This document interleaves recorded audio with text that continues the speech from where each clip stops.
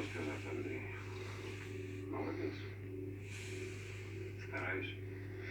Ты главный свидетель этого береги. Понятно, что она дочь подследственного, ничего ей не сделает, но надавить может. Вот здесь вышла осечка. Она пропала. Но я уже не в розыск. Ты что, знал, что так и будет? Ну, скажем так, не исключал такой возможности. Поэтому обеспечил видеопоказания. Судебному.